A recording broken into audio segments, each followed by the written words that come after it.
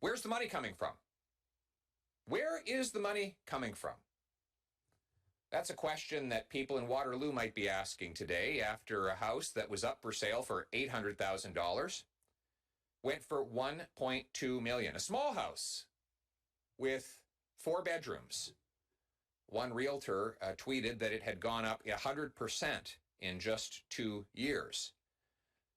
These are the questions my constituents are asking. We had a similar transaction about a half an hour south of here where a modest middle-class suburban Ottawa home listed for $800,000 went for $1.2 million. Where's the money coming from? For the $200 billion year-over-year increase in the volume of transactions in the real estate sector that occurred even while the economy was smaller than it had been pre-pandemic.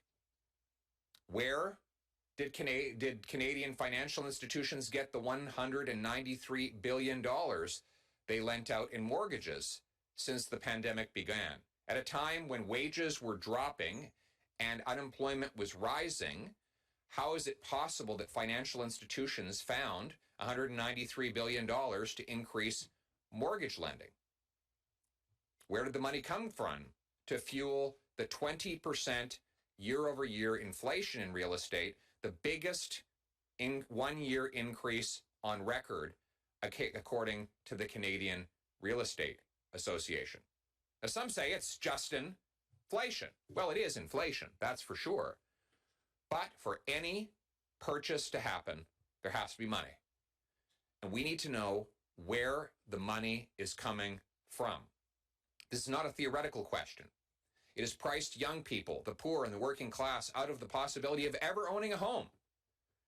Many young renters have calculated that not only can they not afford a home now, but that even at their current trajectory, they will never be able to afford a home.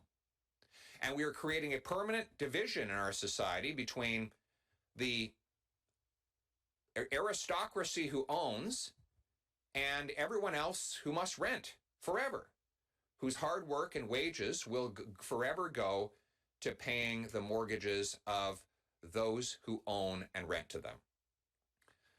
Furthermore, with prices growing far more quickly than incomes, we risk the possibility of a major housing crash when interest rates go up, just like the Americans experienced in 08-09, a devastating event which left many people with mortgages worth more than their houses, something that led to a near global depression. And here in Canada, it is worse than anywhere else except New Zealand. We have the second worst housing bubble on earth, according to Bloomberg. According to Demographia, Vancouver has the second and Toronto the fifth most unaffordable housing markets in the world. And we can debate the causes of that.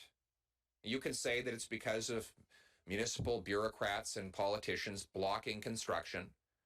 You can say it's because people's tastes have become more expanded during the COVID period. They want more space and oxygen. But none of that changes the core question, that regardless the reason for the rising prices, the money to pay those prices has to come from somewhere. Everything comes from somewhere. Nothing comes from nowhere. Where is the money coming from? That's the question Conservatives will demand answers to in forthcoming Finance Committee hearings. Today I announce Conservatives will call for the Finance Committee to return to Parliament next week in order to immediately begin studying the housing inflation crisis. Yes, we think the House Committee should return early. It's time for politicians to get to work, frankly. We've been on vacation now for 3 weeks, and now Trudeau wants another nearly 4 weeks before the House comes back. Everyday Canadians are working hard and struggling, wondering how they will pay the bills and how they will keep a roof over their heads, how their young people will ever be able to move out and buy a home. Canadians are working harder and fighting harder for their existence, while politicians propose to give themselves yet another month off. enough is enough. It's time for us to get back to work. It's time for the Finance Committee to return and immediately begin emergency hearings into where all the money is coming from that is ballooning our housing market, making home ownership unaffordable to our youth and working class, and risking a massive financial collapse later on. Thank you very much, and I now anticipate your questions.